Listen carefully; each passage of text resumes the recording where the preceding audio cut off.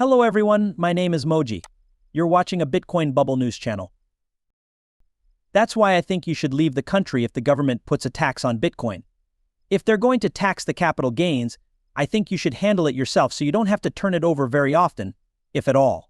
And I think you should move to that country if they made it legal money. You should turn around and go the other way. In a new interview with Michael Saylor at Bitcoin Park, he talks about how complicated Bitcoin is and how it affects taxes and the government. Saylor looks at how complicated Bitcoin is and what it means in the current financial world. Bitcoin is worth about $1.59 at the time of the talk. Its value has gone up 8% in the last 24 hours but down 7% over the last week, and there are now over 19 million Bitcoins in circulation. If the ducks are quacking, feed the ducks is a saying on Wall Street. That's what they want. A different group of people want a stake in a public company. The spot ETF can't be bought. They can't. That's it. It goes against their rules. They are fired. They can't do it. Why don't they? But you do question the world, right? Back then the world had a lot of money and it could have taken 20 years to get the money together. I need to spend the money now. If you are an entrepreneur, my main point is that you can make a security that a business person can use to get Bitcoin known. You sell public debt or stock and buy Bitcoin if you're a public company. You'll sell private loans or equity and buy Bitcoin if you're private. You have to work really hard and get lucky if you can't raise money. It's also hard. You may also see a Zuckerberg now and then. Some big steps forward will be made, but it's not going to be easy. So the best thing I can suggest is that you don't work yourself to death. My suggestion for a plan is, take a look at the $450 billion that is in bonds, real estate, and other standard 20th century assets. There are a trillion. That's 450 trillion in those things. 1 trillion Bitcoins are out there. You ought to be the one who brings the next $1 trillion from the old world to the new. To do this, you need to sell stocks to raise money to buy Bitcoin. You figure it out. What do you do to fix things? Hold it for them or buy it for them. Get rid of the risk of instability and downside. Then, fix the compliance problem. Bitcoin can only be bought by Chinese billionaires through a Shanghai ETF. If they don't, the Bitcoin will go to jail. What you do is solve that problem. It's not as good as self-custody or raw Bitcoin, but that doesn't matter because if you have $10 billion to spend, you should buy it this way or go to jail. The answer is don't buy any. The world isn't perfect. That's why it's called Earth and not heaven. What is the resistance when you're making a transaction? That's the real question. It also comes from a solid source. For instance, what do I think about gold as a form of money? I don't think it's good because it's hard to split and send by mail. So now you understand. It takes a lot of energy to trade gold very often. That's why it died. For example, what do I think of Apple stock as a way to pay for things? You just talk about politics here. I could send you Apple stock for cash in a place where it was legal, and you could send it back to me in the same second with no fees. Wow, Apple stock is even better than gold after that. What do I think about the dollar as a money that can be used for transactions now? So I don't think I have to account for it if I send it back and forth 1 million times a day. I don't have 1 million chargeable events. It doesn't matter if I send you a company bond, an equity, or Bitcoin in the US. As long as you're in the US right now, if I move it a lot, I'll have a financial event and a taxable event, and everything will cost 10 to 20% more. So if we're talking about El Salvador, where it's legal cash and I can move it 100 times a month with no accounting or tax consequences, then I like it when Satoshi's on Lightning. If you add Satoshis on top of the base layer, I think the friction gets too high at some point, like when it costs $3 to make a trade. In this case, I don't like it on the bottom.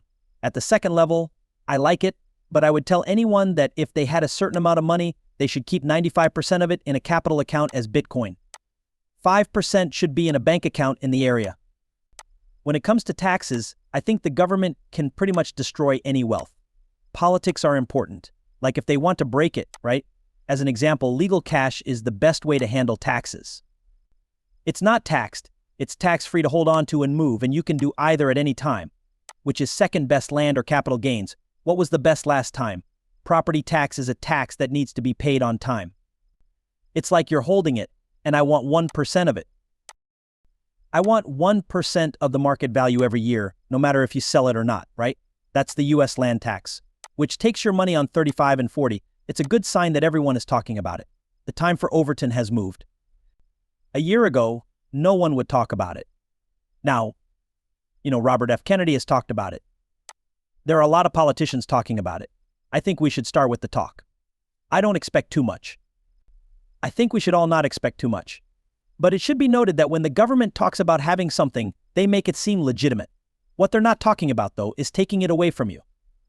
If they don't want to own it, they sell it quickly, like the German government did when they realized the value could drop to zero.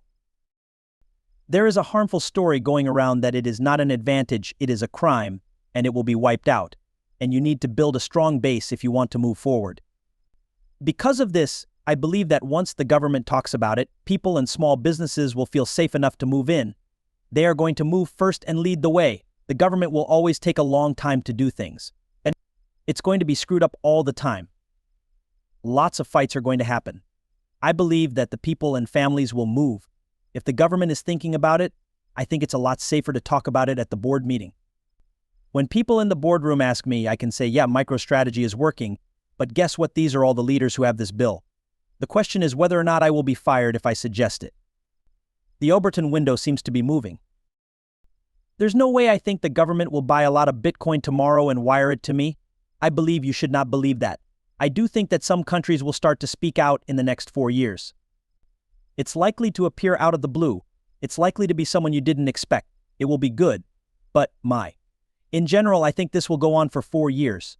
Before this one, there were 4 more, and then there were 4 more. I was just on stage giving a talk. In it, I suggested that the best way for the US to earn 10% would be to buy 500,000 Bitcoin. The best plan is for them to buy 1 million. They should buy 2 million as part of the double maxi plan. And the US should buy 4 million Bitcoins over the next 4 years as part of the triple max plan. They wanted 18% of the supply, and if they did that, they would pay off their debt and have a huge profit. Also, you should know that my example is, being able to defend your productive land is like the key to success as a nation-state. So the British Empire grew because they lived on an island that was hard to attack.